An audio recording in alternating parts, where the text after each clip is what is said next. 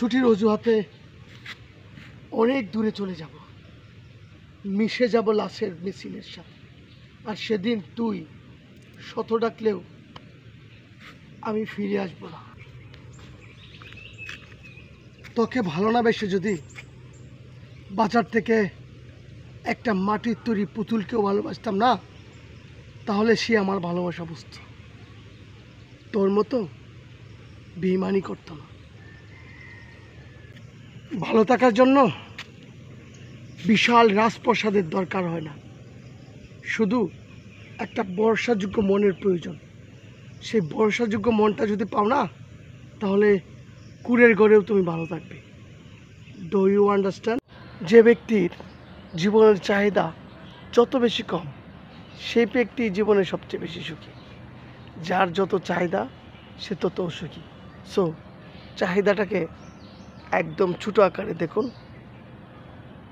তবে আপনি সুখী হবেন। যেই স্বপ্ন আপনি একা দেখেন তা কেবল স্বপ্ন, আর যে স্বপ্ন আপনি সবাইকে নিয়ে দেখেন তা হলো বাস্তবতা। একা স্বপ্ন দেখার চেয়েও সবাইকে নিয়ে স্বপ্ন দেখার মধ্যে একটা শান্তি আছে। রাতের অন্ধকারেই তোমার জীবনের শেষ ঘন্টা নয়, কারণ প্রতিদিন ভোর আসে, প্রতিদিন সূর্য ওঠে, আর প্রতিদিন ভোর এবং সূর্যের আলো দিয়েই রাতের অন্ধকারটাকে মুছে দিতে হয়। তাই হতাশা কিসের? আবারও তো নতুন দিন আসবে, শুরু হবে নতুন এক অধ্যায়। জীবনটাকে শুধু চোখের জলে ভাসিয়ে দিয়ে কি লাভ? কোনো লাভ নেই। রাতের কালিমায় তুমি নিজেকে নিঃস্ব মনে করছো কেন? জীবনটাকে হাসি খুশিতে উড়িয়ে দাও না, দেখবে তোমার সকল দুঃখ কষ্ট রাতের কালিমা মুছে যাবে সোনালি সূর্যের প্রভাবে। এই পৃথিবীতে কিছু মানুষ আছে যাদের ভালোবাসা স্বপ্নেই দেখা দেয়, আর বাস্তবে সেই ভালোবাসা না পাওয়ার বেদনায় তাকে তাড়িয়ে বেড়ায়। কষ্ট করে তাকে বাকি দিনগুলি কাটাতে হয়। এটাই ভালোবাসার নিয়তি।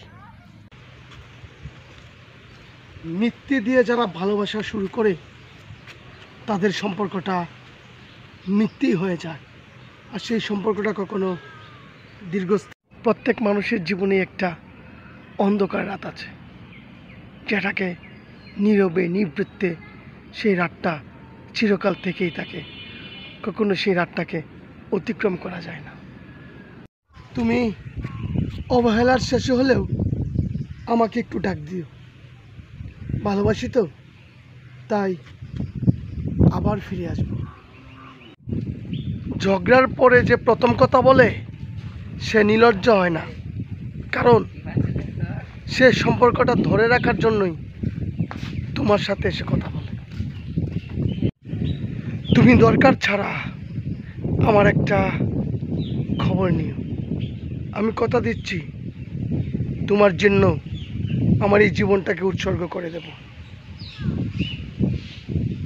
এই তুমি জানো, সময়ের সাথে বদলে যাওয়া মানুষগুলোর রূপ খুব ভয়ঙ্কর হয়, আর সেই সময়ের সাথে বদলে যাওয়া মানুষগুলিকে আমি বড় ভয় পাই। আমি যে বড় অসহায়।